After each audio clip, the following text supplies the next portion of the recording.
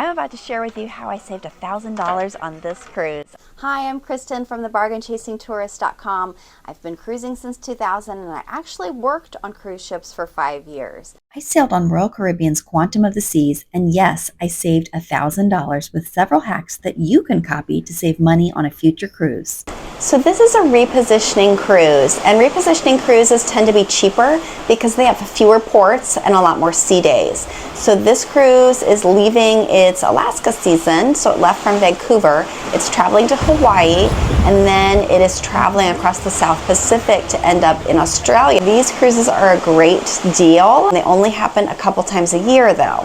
The first thing I did to save money on this cruise was to book off season. So typically the most expensive times to cruise are the week of Christmas and the entire summer. So this is October. It's considered slightly off peak season, so it was cheaper.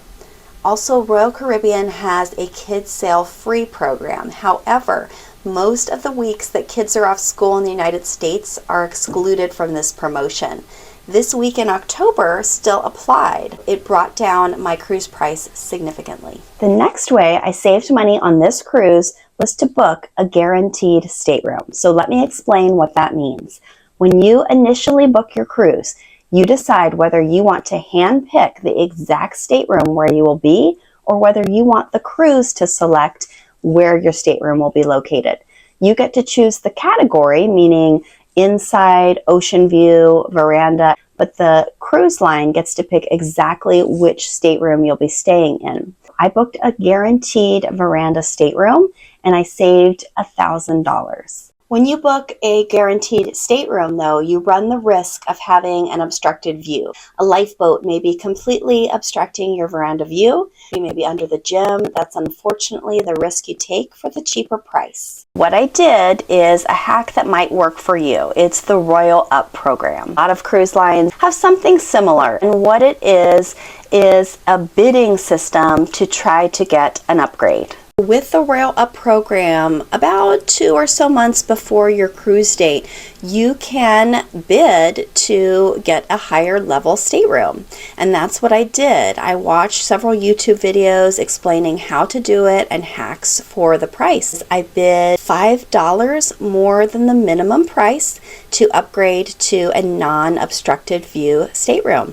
And shortly after, I received an email that I won my bid. With the Royal Up program, I scored a beautiful non-obstructed view balcony stateroom on deck 9 for $110 more than my original booking price. So remember, had I booked this stateroom originally and picked it out, I would have paid $1,000 more than my original price.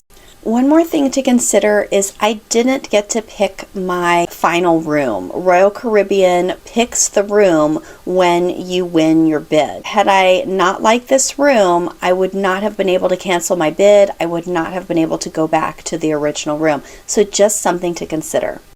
I'm glad I took the risk because had I not saved $1,000, I would have missed out on this amazing cruise. So let me give you the specific numbers. My original travel agent quote for the category 3D balcony stateroom for 3 people that I chose was $31.20.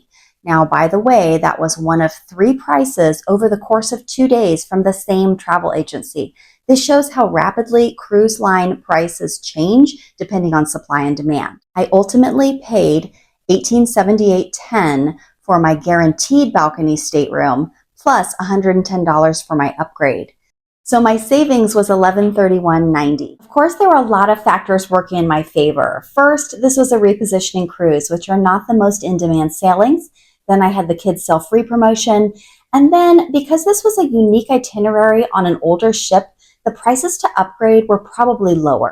However, the pattern that I have seen is when cruise lines get down to those last 6 weeks and need to fill the ship, but only suites are available, a suite at that price point on short notice is a hard sell. It is much easier to sell the inside staterooms. So cruise lines will incentivize the guests that are already booked to try to get them to upgrade to free up those lower category staterooms. Bottom line, the strategy that worked for me is not guaranteed, but it is possible. I'm Kristen from the bargainchasingtourist.com. Let me know in the comments if you've had success with a guaranteed stateroom or a cruise upgrade program. And if you like to learn about travel hacks, make sure to like and subscribe, and I hope to see you at sea.